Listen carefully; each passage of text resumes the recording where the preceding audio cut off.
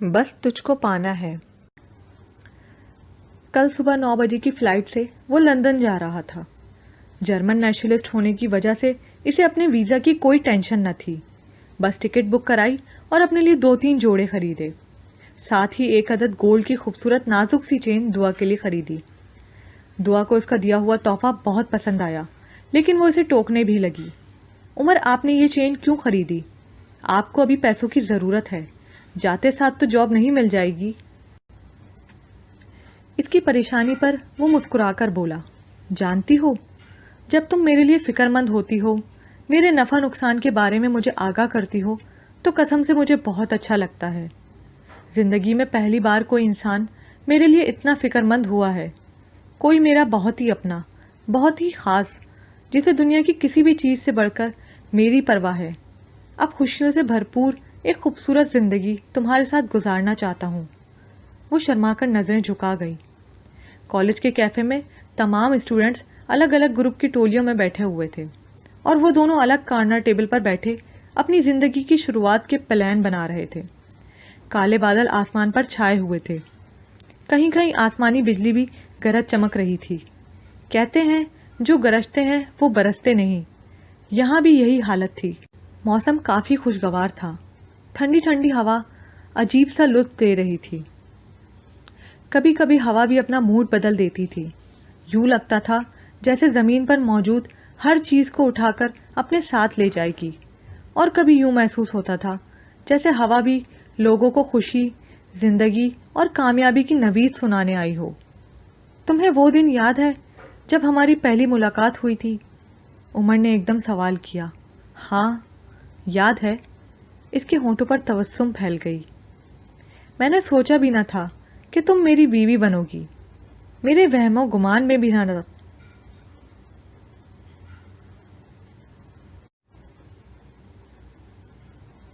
मेरे वहमो गुमान में भी न था। अजीब सी बात है ना। वो नज़रें नीचे किए बहुत गौर से इसकी बातें सुन रही थी, लेकिन बोली कुछ नहीं। इसके होंठों पर मुस्कुराहट थी।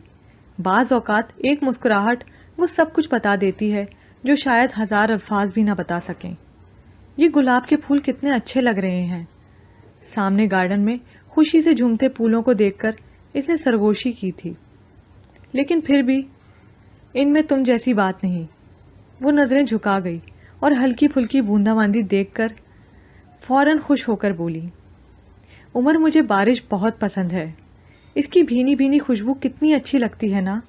हाँ, तुम्हारे कॉलेज की लड़कियां भी बहुत अच्छी हैं। इसने इसकी तरफ देखते हुए इसे छेड़ा था। इतनी भी अच्छी नहीं है, इसने घूर कर कहा था। एक बात तो तय है कि औरत बहुत ही नेक हो, मगर अपने शौहर के मुंह से किसी औरत की तारीफ सुनकर जलकर कबाब बन जाती है। जलती है बहुत, है ना? जी नहीं, वो तेज़ आवाज़ में बोली थी। अगर वो जलती है तो इसका हक है। शौहर को कोई ज़रूरत नहीं कि वो किसी और की तारीफ करे। वो इसकी बात पर हंस दिया था। और वैसे भी अभी हमारी शादी कहाँ हुई है? आप चाहें तो भी अपना रास्ता बदल सकते हैं। वो रूठ गई थी। दुआ, वो एकदम भड़क उठा था। आज ये बात की है, आइंदा मत करना। मेरी ज़िंदगी में जो मकाम तुम हासिल कर चुकी हो वो और कोई हासिल नहीं कर सकता। बेशक हम दोनों की अभी शादी नहीं हुई, लेकिन मैं तुम्हें अपनी बीवी का दर्जा दे चुका हूँ। तुम मेरी बीवी हो, तभी तुम। वो इसके गुस्से होने पर सहम गई थी और आंसू थे कि छलकने ही वाले थे। तभी उमर ने इसका हाथ पकड़ लिया। आई एम सॉरी दुआ, रियली वेरी सॉरी। देखो, रो मत। मैं तुम्हारी आंखों में आंसू बर्दाश्त नहीं कर सकता। जब तुम रोती हो तो दिल चाहता है पूरी दुनिया को आग लगा दूं। प्लीज़ मत रो। तुमने जो कहा वो मुझसे सहा नहीं गया। तुम जानती हो ना कि तुम्हारे बिना जीने का तसव्वुर भी नहीं कर सकता। फिर तुमने ऐसा कहा क्यों दुआ? क्या तुम्हें मुझ पर यकीन नहीं है?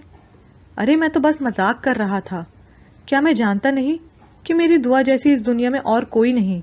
तुम अनमोल हो, तुम जैसा कोई नहीं। मैं इतना नसीब वाला हूँ कि मुझे तुम जैसी लड़की मिली। मैं तो अपने रब का जितना शुक्र अदा करूँ कम है। मक्खन मत लगाओ। मैं जानती हूँ मैं कैसी हूँ।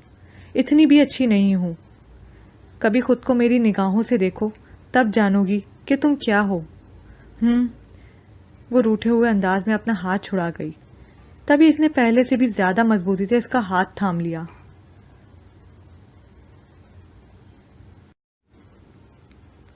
ये हाथ मैंने जिंदगी भर के लिए थामा है।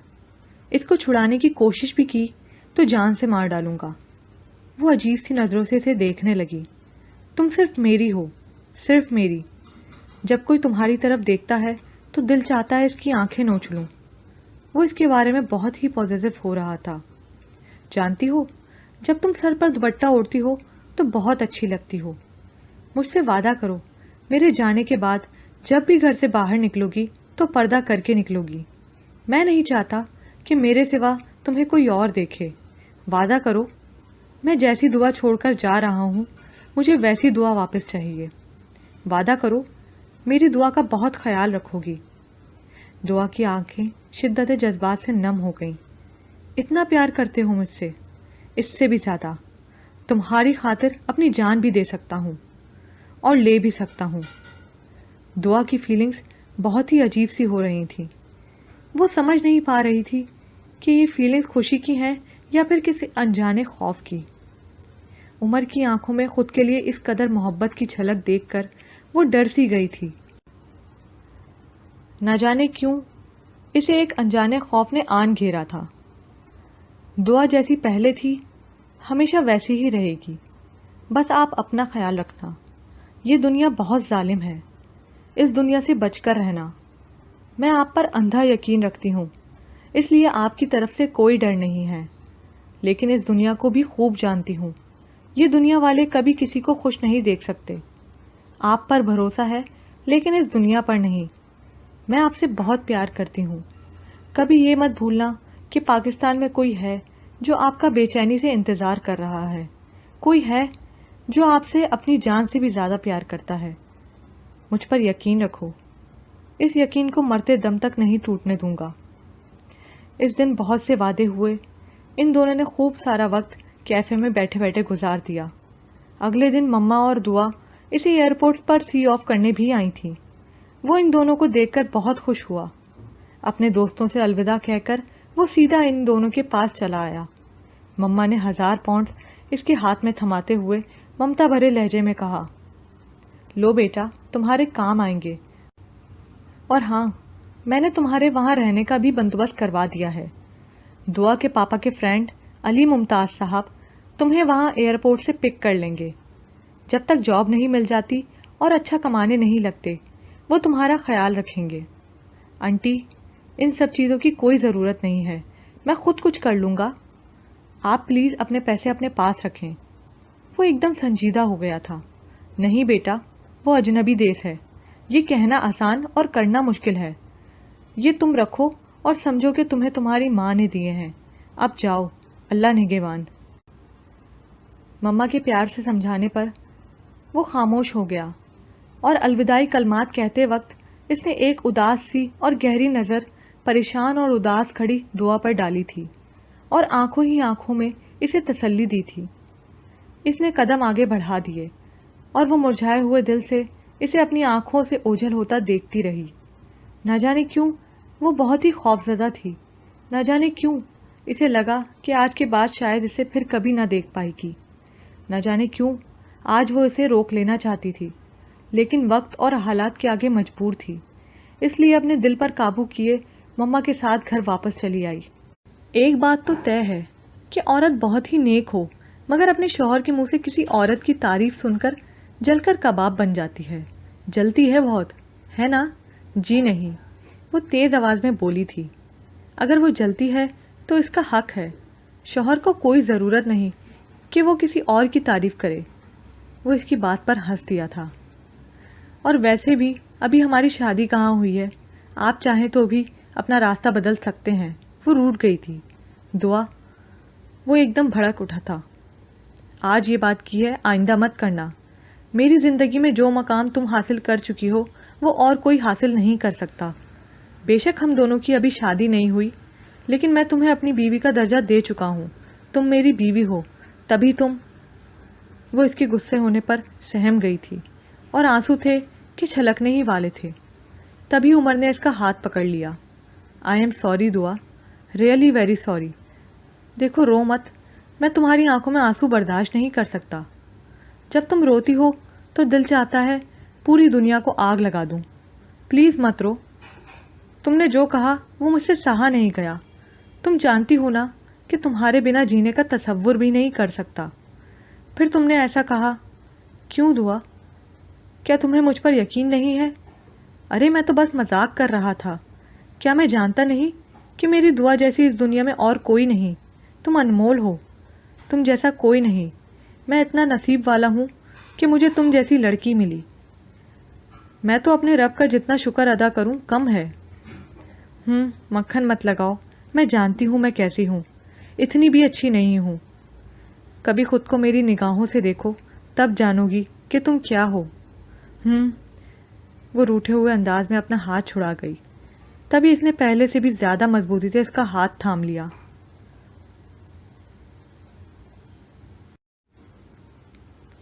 یہ ہاتھ میں نے زندگی بھر کے لیے تھاما ہے، اس کو چھڑانے کی کوشش بھی کی تو جان سے مار ڈالوں گا۔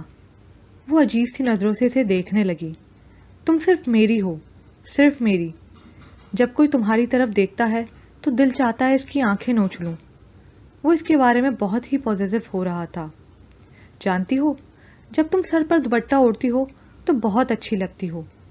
مجھ سے وعدہ کرو، میرے جانے کے بعد جب بھی گھر سے باہر نکلو گی تو پردہ کر کے نکلو گی۔ میں نہیں چاہتا کہ میرے سوا تمہیں کوئی اور دیکھے۔ وعدہ کرو۔ میں جیسی دعا چھوڑ کر جا رہا ہوں مجھے ویسی دعا واپس چاہیے۔ وعدہ کرو، میری دعا کا بہت خیال رکھو گی۔ دعا کی آنکھیں شدت جذبات سے نم ہو گئیں۔ اتنا پیار کرتے ہو مجھ سے؟ اس سے بھی زیادہ۔ تمہاری خاطر اپنی جان بھی دے سکتا ہوں اور لے بھی سکتا ہوں۔ دعا کی فیلنگز بہت ہی عجیب سی ہو رہی تھیں۔ وہ سمجھ نہیں پا رہی تھی کہ یہ فیلنگز خوشی کی ہیں یا پھر کسی انجانے خوف کی۔ عمر کی آنکھوں میں خود کے لیے اس قدر محبت کی جھلک دیکھ کر وہ ڈر سی گئی تھی۔ نہ جانے کیوں اسے ایک انجانے خوف نے آن گھیرا تھا۔ دعا جیسی پہلے تھی ہمیشہ ویسی ہی رہے گی، بس آپ اپنا خیال رکھنا۔ یہ دنیا بہت ظالم ہے، اس دنیا سے بچ کر رہنا۔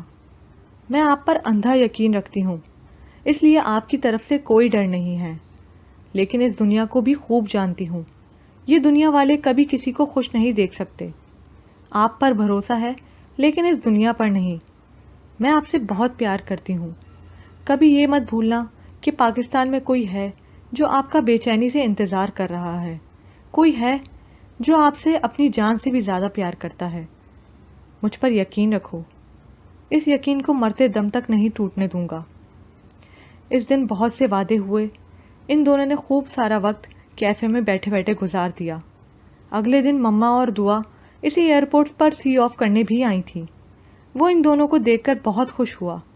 اپنے دوستوں سے الوداع کہہ کر وہ سیدھا ان دونوں کے پاس چلا آیا۔ مما نے 1000 پاؤنڈ اس کے ہاتھ میں تھماتے ہوئے ممتا بھرے لہجے میں کہا، لو بیٹا، تمہارے کام آئیں گے، اور ہاں، میں نے تمہارے وہاں رہنے کا بھی بندوبست کروا دیا ہے۔ دعا کے پاپا کے فرینڈ علی ممتاز صاحب تمہیں وہاں ایئرپورٹ سے پک کر لیں گے۔ جب تک جاب نہیں مل جاتی اور اچھا کمانے نہیں لگتے وہ تمہارا خیال رکھیں گے۔ آنٹی، ان سب چیزوں کی کوئی ضرورت نہیں ہے، میں خود کچھ کر لوں گا۔ آپ پلیز اپنے پیسے اپنے پاس رکھیں۔ وہ ایک دم سنجیدہ ہو گیا تھا۔ نہیں بیٹا، وہ اجنبی دیس ہے، یہ کہنا آسان اور کرنا مشکل ہے۔ یہ تم رکھو اور سمجھو کہ تمہیں تمہاری ماں نے دیے ہیں۔ اب جاؤ، اللہ نگہبان۔ ٹھیک 9 بجے جہاز فلائی کر گیا تھا اور دعا کی بے چینی بڑھتی ہی جا رہی تھی۔ مما نے اسے بہت تسلیاں دیں لیکن دل نادان تھا، وہ کہاں سمجھنے والا تھا۔ شام کے ٹھیک 7 بجے اس کی کال آئی تھی اور دعا خاموشی سے جھوم اٹھی تھی۔ اس کی خیریت کی اطلاع سن کر اس کی جان میں جان آئی اور وہ کچھ سنبھل پائی تھی، لیکن پھر بھی دل بے چین تھا، نہ جانے کیوں۔ ایک دن میں ہی اس نے اس کی کمی بہت شدت سے محسوس کی تھی اور ڈھیروں میلز لکھ ڈالی تھی۔ اگلے 1-2 دن میں عمر باقاعدگی سے اسے میل کرنے لگا تھا اور اس طرح میل کے ذریعے ان کا سلسلہ گفتگو چلتا رہا۔ پھر ایک دن اس کی کال آئی تو دعا خوشی سے پھولے نہیں سمائی اور دھڑکتے دل سے فون ریسیو کیا۔ ہیلو، السلام علیکم، آپ کیسے ہیں؟ ٹھیک ہے نا؟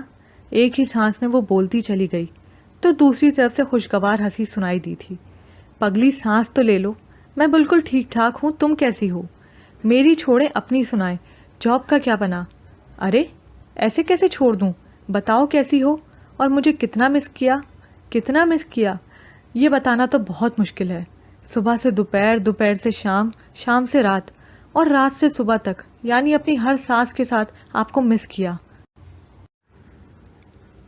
جھوٹی، مجھے تو ہچکی نہیں آئی۔ اب اس میں میرا کیا قصور ہے؟ میں نے تو یاد کیا نا، اللہ گواہ ہے۔ وہ اپنی صفائی پیش کرنے لگی تو وہ مسکرا دیا۔ جانتا ہوں صفائی پیش کرنے کی ضرورت نہیں ہے، میں نے بھی تمہیں بہت مس کیا۔ اچھا بتائیں نا، جاب کا کیا بنا؟ ارے ہاں، یہی بتانے کے لیے تو تمہیں فون کیا تھا کہ میری ایک بہت ہی اچھی جگہ جاب لگ گئی ہے، تنخواہ بھی اچھی ہے، اور ہاں بہت ہی جلد میں یونیورسٹی میں ایڈمیشن بھی لے لوں گا۔ اپنا ACCA مکمل کرنا ہے مجھے، پھر اور بھی اچھی جاب کی آفر مل سکتی ہے۔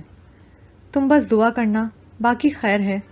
اور اس دن کے بعد تقریباً روز ہی وہ دونوں دن میں گھنٹوں فون پر باتیں کرتے اور تمام رات چیٹنگ کرتے۔ دیکھتے ہی دیکھتے 8 مہینے گزر گئے۔ عمر کی بہت اچھی جاب لگ گئی تھی اور اس نے لندن میں اپنا ایک اپارٹمنٹ خرید کر اسے رینٹ پر دے دیا۔ اس طرح رینٹ پر دیے فلیٹ کے پیسے بھی اسے ملتے رہے اور اس نے اچھا بینک بیلنس بنا لیا۔ اس نے یونیورسٹی بھی جوائن کر لی تھی۔ پھر وقت نے ایسا پلٹا کھایا کہ سب کچھ بکھر کر رہ گیا۔ جو انسان دن میں گھنٹوں فون کرتا اور رات بھر آن لائن رہ کر اس معصوم لڑکی سے باتیں کرتا، جو اس کے پیچھے اتنا پاگل تھا کہ اس کی آواز سنے بنا، اس سے بات کیے بنا چین کا سانس نہ لیتا تھا، وہ ایک دم سے ہفتے ہفتے کے لیے غائب رہنے لگا۔ دعا نے اس کے بدلے تیور بڑی شدت سے نوٹ کیے تھے۔ پھر اس کی مصروفیات کے بارے میں سوچ کر خود کو تسلی دینے لگی۔ ٹھیک 1 ہفتے بعد اس کا فون آیا تو دعا کی آنکھیں خوشی سے چھلکنے لگیں۔ وہ رندی آواز پر قابو پانے کی ناکام کوشش کرتے ہوئے بولی،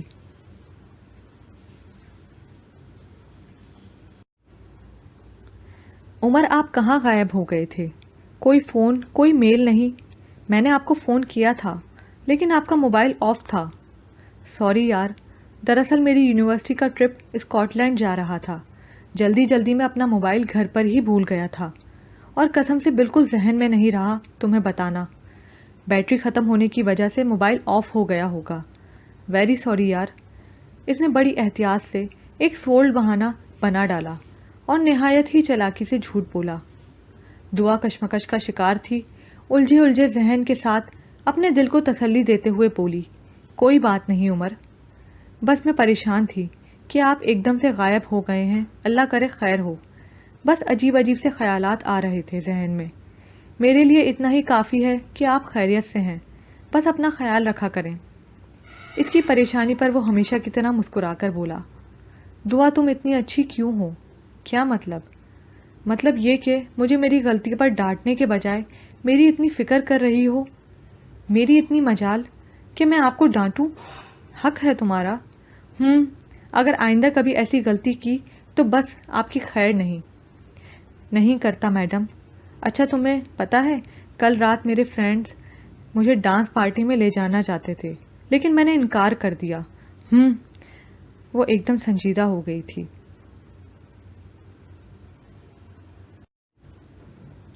یار ایک انڈین لڑکی ہے، وہ ہاتھ دھو کر میرے پیچھے پڑ گئی ہے، کہتی ہے مجھ سے شادی کرو، تمہاری خاطر مسلمان ہو جاؤں گی۔ مگر میں نے بھی صاف کہہ دیا کہ میری زندگی میں دعا کی جگہ کوئی نہیں لے سکتا۔ بہت بری لگتی ہے مجھے وہ لڑکی۔ کل رات وہ بھی میرے تمام فرینڈز کے ساتھ شامل تھی مجھے کلب لے کر جانے کے لیے، لیکن دعا تمہاری محبت کی طاقت اتنی مضبوط ہے کہ اس نے مجھے جانے ہی نہ دیا۔ وہ بڑی سادگی سے بات کہہ گیا تھا، لیکن دعا کے دل و دماغ پر کسی انجانے خوف کے سائے چھا گئے۔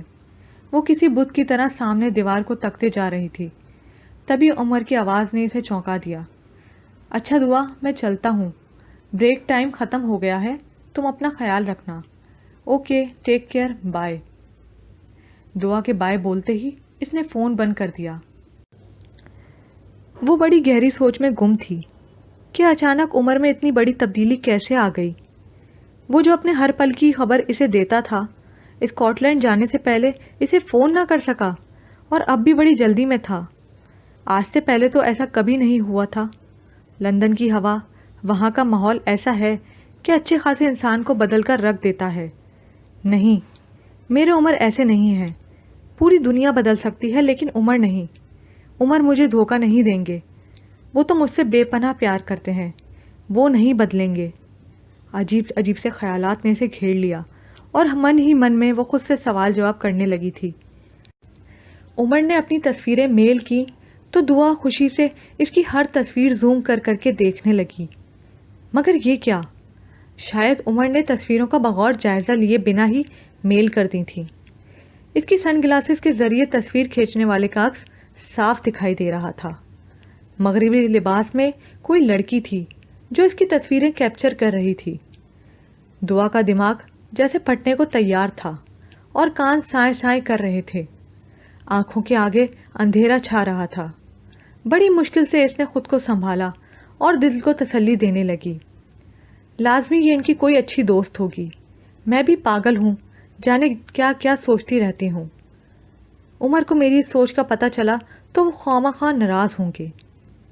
کب تک خود کو تسلی دیتی رہو گی؟ سب کچھ تمہارے سامنے ہے۔ پھر بھی دل نے اسے لتاڑا تھا، لیکن پھر بھی وہ مضبوط لہجے میں بولی، مجھے یقین ہے ایسا کچھ نہیں ہے، وہ صرف ان کی دوست ہے۔ عمر نے میری خاطر اتنی قربانیاں دیں، وہ مجھے دھوکہ نہیں دے سکتے۔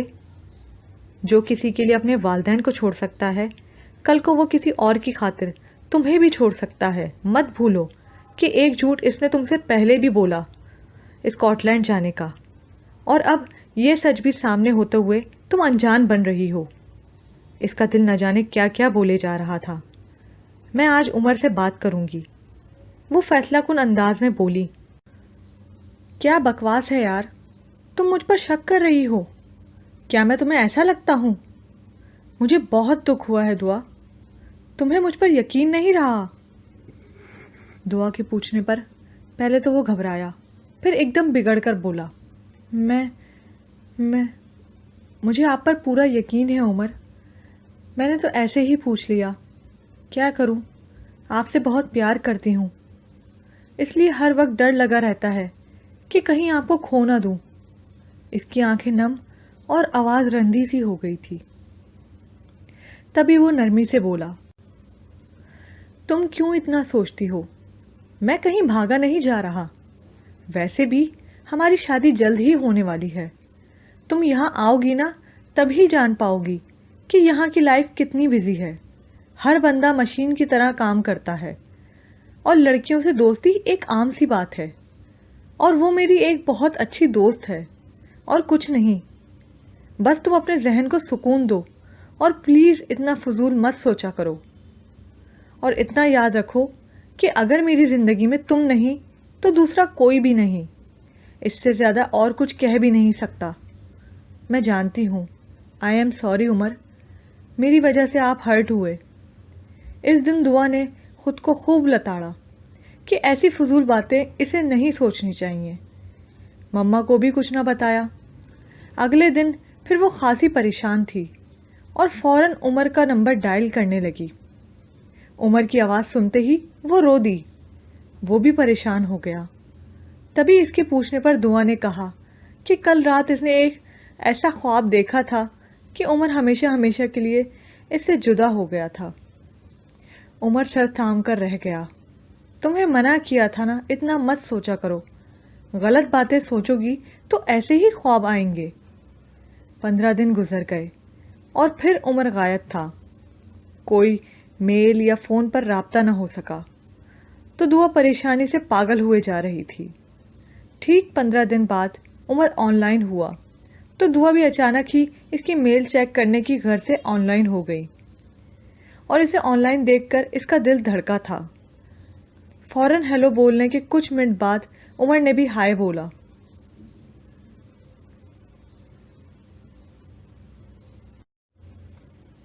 آپ کہاں غائب ہیں؟ موبائل آف ہے اور آن لائن بھی اتنے دنوں بعد ہوئے ہیں. آن لائن ہوئے بھی تو مجھے بلایا ہی نہیں. اگر میں آن لائن نہ ہوتی تو مجھے خبر نہ ہوتی کہ نواب صاحب آن لائن ہوتے تھے. وہ غصے سے خوب کڑوی کسیلی باتیں ٹائپ کر گئی. یار میری طبیعت بہت خراب تھی, ہاسپٹل میں ایڈمٹ تھا, اور میرا فون پچھلے دنوں چوری ہو گیا ہے. تم فکر مت کرو, میں کل نیا نمبر لے لوں گا اور سب سے پہلے تمہیں فون کروں گا. ابھی بھی میں تمہیں ہی میل کر رہا تھا. دعا اس کی بات پر یقین کرنا چاہتی تھی, لیکن دل آمادہ نہ تھا. دل و دماغ کی جنگ کے دوران وہ خاصی الجھی ہوئی تھی. پھر آخر کار دل جیت گیا. آپ پر یقین کرنا چاہتی ہوں عمر, لیکن کیا کروں, آپ کے جھوٹ دن بدن بڑھتے ہی جا رہے ہیں. میں نہیں جانتی کہ ایسا کیوں ہے, لیکن ایک گزارش کرتی ہوں, اللہ کا واسطہ ہے آئندہ مجھ سے جھوٹ مت بولنا. یہ چھوٹے چھوٹے جھوٹ ایک دن ہماری خوشیوں کو کھا جائیں گے. آپ مجھ سے کیا چھپا رہے ہیں اور کیوں؟ آخر بول کیوں نہیں دیتے؟ سچ کیا ہے؟ پلیز مجھے سچ سے آگاہ کریں. میں آپ کے سچ کی دل و جان سے قدر کروں گی اور وعدہ کرتی ہوں کہ ناراض نہیں ہوں گی. لیکن پلیز مجھے سچ بتائیں, وہ کون سا ایسا سچ ہے جس نے آپ کو اس قدر بدلنے پر مجبور کر دیا؟ تمہارا دماغ خراب ہو گیا ہے. تمہیں کیا لگتا ہے کہ میں جھوٹ بول رہا ہوں؟ تو آپ سچ نہیں بتائیں گے. دعا تم پاگل ہو گئی ہو. میرا دماغ خراب مت کرو, میں پہلے ہی بہت بیمار ہوں, اوپر سے تم میری جان لو گی. آپ کوئی بیمار نہیں ہیں, میں سب جانتی ہوں.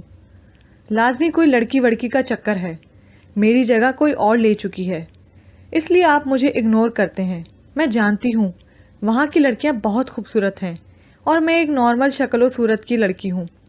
لڑکوں کو خوبصورتی زیادہ بھاتی ہے. آپ بھی لازمی کسی کے حسن کے اسیر ہو گئے ہیں, اس لیے میری اہمیت ختم ہو گئی ہے. وہ آنکھوں سے بہتی ندی کو بار بار دوپٹے سے بے دردی سے رگڑ کر صاف کرتی اور اپنے دل کے تمام وسوسوں کو الفاظ کے روپ دے کر ٹائپ کرتی رہی. عمر کے لیے یہ سب بہت عجیب سا تھا.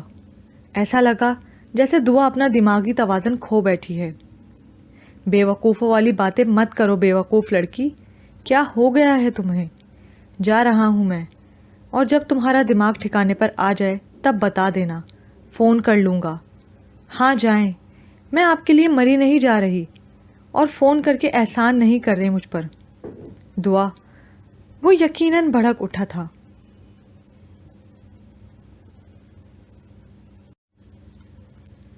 آپ کو جو کرنا ہے کریں, مجھ سے جھوٹ پر جھوٹ بول کر آپ نے میرا دل دکھایا ہے, اور اس کے لیے میں آپ کو کبھی معاف نہیں کروں گی. آخری میسج ٹائپ کر کے سینڈ کرتے ہی وہ فوراً آف لائن ہو گئی اور اپنا سیل آف کر کے بیڈ پر لیٹ گئی. چند لمحوں بعد مما اس کے روم میں آئی اور اسے یوں بیڈ پر آڑا ترچھا آنکھوں پر بازو رکھے لیٹے دیکھ کر سنجیدگی سے گویا ہوئی. دعا. اس نے فوراً آنکھوں سے بازو ہٹایا اور اٹھ کر بیٹھ گئی. بیٹا عمر کا فون ہے, لو بات کرو. وہ کہہ رہا ہے کہ تمہارا فون آف ہے. کیا بات ہے, جھگڑا ہوا ہے کیا؟ اس نے فون پکڑتے ہی بند کر دیا اور بیڈ پر پھینک دیا. مما یہ دیکھ کر حیران ہوئی. کیا ہوا ہے بیٹا, ایسا نہیں کرتے. وہ بیچارہ رو رہا تھا, پردیس میں ہے, تم ہی صحیح رویہ نہیں دو گی تو بیچارہ کہاں جائے گا. چلو شاباش, فون کرو اسے. مما, وہ جو مجھ سے اتنا جھوٹ بولتے ہیں ان کا کیا؟ کیا وہ مجھے اس قابل نہیں سمجھتے کہ مجھ سے اپنا ہر دکھ سکھ بانٹیں, مجھے ہر سچائی سے باخبر رکھیں؟ اس کی رندھی آواز پر مما نے اس کا ہاتھ پیار سے تھاما اور پریشانی سے پوچھنے لگیں, کیسا جھوٹ بولا اس نے؟ دعا کی پوری داستان سن کر مما بھی کشمکش کا شکار ہو گئیں. اگلی صبح جب وہ سو کر اٹھی تو خود کو فریش فیل کر رہی تھی. کل کی رات اس نے خوب رو کر گزاری تھی. آنکھوں کی سرخی اس کی گزشتہ رات کا احوال بیان کر رہی تھی. اس نے عمر کا خیال آتے ہی فوراً سیل آن کیا اور ایک ہی میسج دیکھ کر اس کا دل بجھ سا گیا. وہ سمجھی تھی کہ عمر نے اس کی ناراضگی کے باعث SMS کی بھرمار کی ہوگی, لیکن صد افسوس ایسا کچھ بھی نہ ہوا تھا. بس ایک ہی میسج تھا.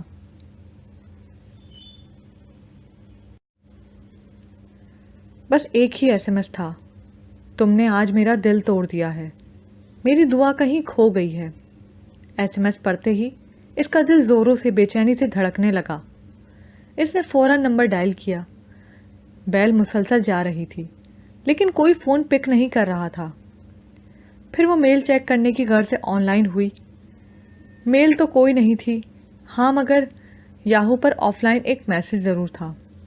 دعا، اگر آج تم دوبارہ آن لائن نہ آئیں اور موبائل بھی آن نہ کیا تو مجھے معاف کر دینا. آج کے بعد مجھ سے کبھی بات نہ کر سکو گی. میری خاک تک نہ چھان سکو گی.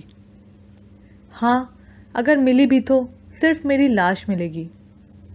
اسکرین پر نظریں جمائے وہ پھٹی پھٹی نگاہوں سے بار بار اس میسج کو پڑھ رہی تھی.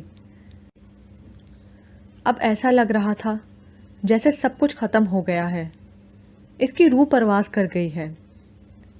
بس ایک خالی پتلا اسکرین کے سامنے بیٹھا رہ گیا ہے. عمر کی آواز، اس کا SMS اور یاہو پر میسج، سب کچھ گڑبڑ ہو رہا تھا. اتنے گہرے صدمے میں وہ رو بھی نہیں سکی. آنسوؤں کا گولا گلے میں اڑ سا گیا تھا. چند ثانیے بعد وہ ہوش میں آئی تو لرزتے ہاتھوں سے موبائل اٹھایا اور ری ڈائل کیا. تقریباً 2 گھنٹوں تک مسلسل بیل ہوتی رہی اور اس نے فون پک نہ کیا. دعا نے تھک ہار کر فون زمین پر پٹک دیا اور کمرے میں بند ہو گئی.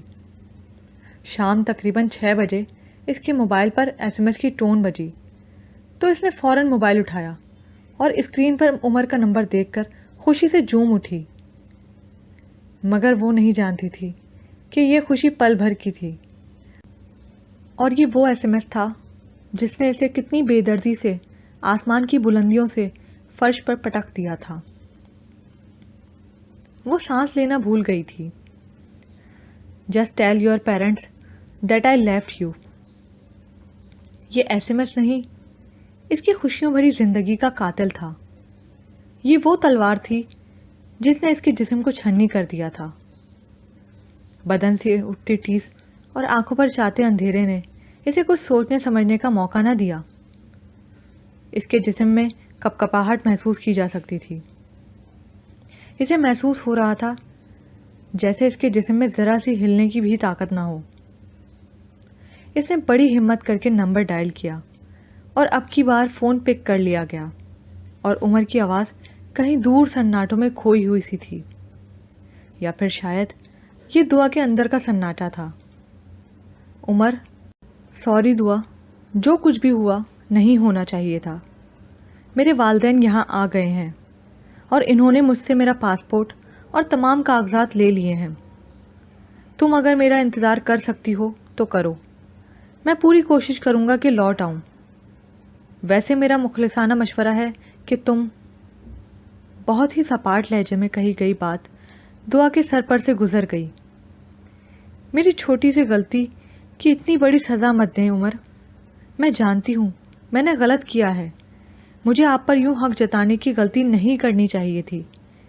آپ نے اپنے والدین کو خود چھوڑا تھا. میں ایسا ہرگز نہیں چاہتی تھی. اور آج میں نہیں جانتی کہ سچ کیا ہے. آپ کیوں مجھے اپنی زندگی سے بے دخل کر رہے ہیں؟ میں سمجھنے سے قاصر ہوں. بس ہاتھ جوڑ کر آپ سے معافی مانگتی ہوں. پلیز مجھے میری غلطی کی اتنی بڑی سزا نہ دیں. دوسری طرف مکمل سناٹا تھا. دعا پھوٹ پھوٹ کر رو دی. پلیز عمر، کچھ تو بولیں. پلیز مجھے معاف کر دیں. میں وعدہ کرتی ہوں کبھی آپ سے جھگڑا نہیں کروں گی. اس غلطی کو پہلی اور آخری غلطی سمجھ کر معاف کر دیں. مجھ سے میری خوشیاں مت چھینیں. وہ پھر بھی نہ بولا تو وہ چلائی. بے حس ہیں آپ. کیوں مجھے ناکردہ گناہ کی سزا دے رہے ہیں؟ کیا گناہ ہے میرا؟ یہی نہ کہ آپ سے سچی محبت کی اور سچ بولنے کی گزارش کی.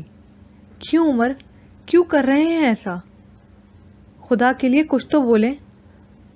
وہ ہچکیوں سمیت رونے لگی تھی. وہ بہت آہستگی سے بولا، آئندہ یہاں فون مت کرنا. پاپا آ رہے ہیں، میں فون رکھ رہا ہوں. یہ کہتے ہی اس نے فون بند کر دیا. گویا کہ جیسے اس نے دعا کو موت کی سزا سنا کر قلم توڑ دی تھی۔ وہ ساکت رہ گئی تھی۔ اس کی ہچکیاں اندر ہی کہیں دب گئی تھیں۔ وہ دور جا چکا تھا۔ کیسا برفیلا لہجہ تھا اس کا۔ کچھ لمحوں کے لیے تو دنیا کی گردش جیسے رک سی گئی تھی۔ ہر آواز، ہنگامہ، رونق، سب کچھ اس کے اندر کی خاموشی میں مدھم ہو گیا تھا۔ موت کا سناٹا چھایا تھا اور اسے اپنی دھڑکن کے سوا کچھ سنائی نہ دے رہا تھا۔ زندگی کا چلتا پل، گزرتا لمحہ کیسے ساکت ہو جاتا ہے، تھم جاتا ہے، وقت کی گردش کس طرح رک جاتی ہے، یہ اسے اس پل احساس ہوا تھا۔ محبت زندہ ہوتی ہے، سانس لیتی ہے، اپنی موجودگی کا احساس دلاتی ہے، اور جو اس کی موت ہو جائے تو سانس بند ہونے لگتا ہے، زندگی ٹھہر جاتی ہے، ساری کائنات اپنی گردش بھول جاتی ہے، ماتم ہونے لگتا ہے۔ اسے اس لمحے احساس ہو رہا تھا کہ شاید دل کی گلی میں یہ پھیلنے والی ویرانی اور سناٹا محبت کی موت کا ہے، مگر نہیں، اس کی محبت مر نہیں سکتی، کبھی بھی نہیں مر سکتی۔ میری محبت اس طرح ختم نہیں ہوگی۔ اس کے اندر اب شور اٹھنے لگا تھا۔ وہ اس قدر مضبوط اعصاب کی نہیں تھی جو اتنا بڑا صدمہ سہ سکتی۔ وہ مر رہی تھی، اس کی سانسیں رکنے لگی تھیں، اس کی روح آسمان کی وسعتوں میں کھونے لگی تھی، اس کے جسم میں جان نہ رہی تھی، اس کا جسم خالی ہو گیا تھا۔ پھر اچانک جسم میں روح محسوس ہوئی تھی، ہاں چیخ رہی تھی۔ پھر اس نے نہایت تیز چیخ ماری تھی۔ کھلی کھڑکی سے جھانکتے آسمان کو نم اور پرشکوہ نگاہوں سے دیکھتے ہوئے اس نے اپنے چہرے کو چھوا تھا۔ اس کا جسم پسینے سے بھیگا ہوا تھا، اس کے حلق میں بھی تکلیف تھی۔ یہاں پر یہ پارٹ اختتام کو پہنچا۔ مزید پارٹ سننے کے لیے اردو ناول زبر پرائڈ کو لائک کیجیے، سبسکرائب کیجیے، شیئر کیجیے، کمنٹ کرنا مت بھولیے۔